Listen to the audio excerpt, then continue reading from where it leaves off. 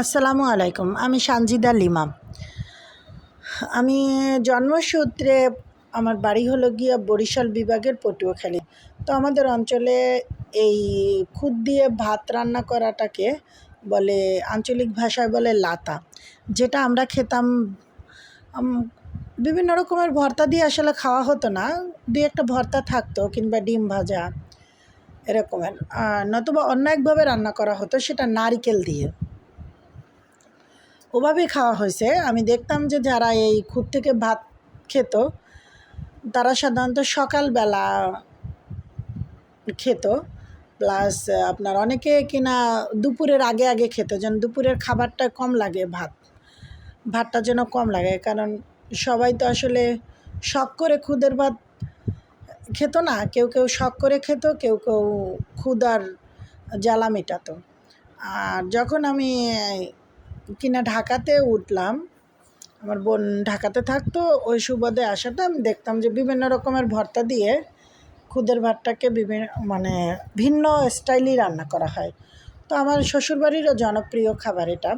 আমার শ্বশুরবাড়ির জন্মসূত্রে ঢাকাতেই, তো ঢাকার খাবার মানেই তো বিখ্যাত খাবার, ওরা বিভিন্ন রকমের। তো আজকে আমি খুদ দিয়ে ভাত রান্না করেছি আর ভর্তা বানাইছি, যেখানে আছে আলুর ভর্তা, ডাল ভর্তা, বেগুন ভর্তা, তারপরে আছে শুটকি ভর্তা, কালো জিরা ভর্তা, এরকম ভ্যারাইটিস ভর্তা দিয়ে তারপরে বানানো হয়েছে।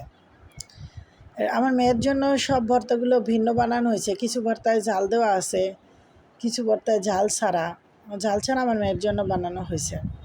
আমরা ফ্যামিলিতে 3 জন। আসলে খুদের ভাতটা এভাবে ভর্তা বানাই খাওয়ার জন্য খুবই পরিশ্রম করতে হয়, বেশিটা খাওয়া হয়ে ওঠে না, যেহেতু প্রচুর গরম পড়ছে এবছর। 2 তারিখ থেকে ওয়েদারটা একটু সহনীয় পর্যায়ে আসছে। তারপর চিন্তা করলাম যা একটু কষ্ট হলেও একটু খুদের ভাতটা রান্না করি। এখন বেশ আমিও এনজয় করি। আমরা 3 জন, আমার হাজব্যান্ড, আমি, আমার বাচ্চা, আমরা 3 জনই খেতে বসেছি। এখন আমরা এভাবে মোটামুটি আসলে ভাত, মাছ, মাংস খাওয়ার বাইরে একটু খুদের ভাত খাওয়াটা ভালোই লাগে।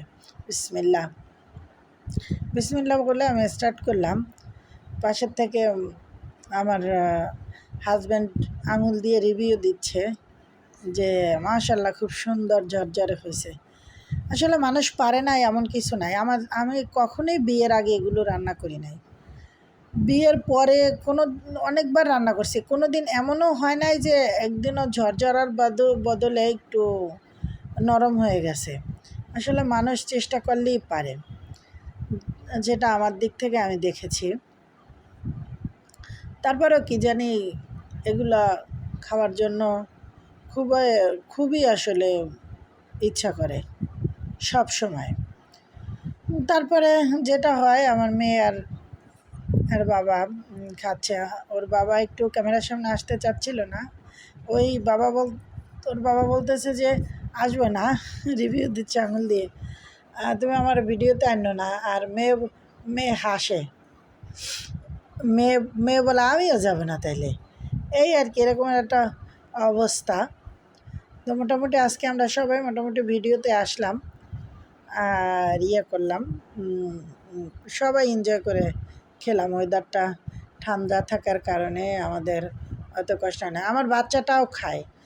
আমার শ্বশুরবাড়ি আমি দেখতাম যে বাচ্চাদের জন্য ভিন্ন করে আবার মাছ বা মাংস দিয়ে ভাত রান্না করা হতো, ওরা এগুলো খেত না। কিন্তু আমি আসলে ওই অভ্যাসটা ওর গড়ে তুলি নাই।